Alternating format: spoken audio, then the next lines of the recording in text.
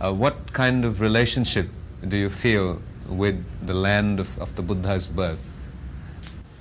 Now, when we were in Tibet, you see, people, you see, always looking forward to have pilgrimage in India, to those in Buddhist places like Buddha Gaya, these things. But physically difficult to reach.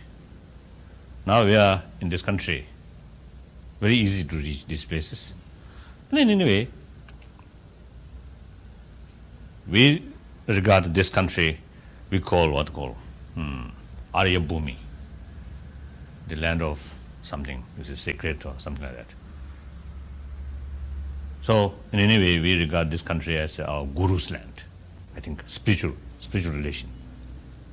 Now I personally, I spend majority of my, lifetime here in this country.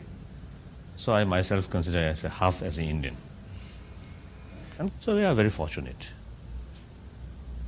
found in this country for our sort of second home.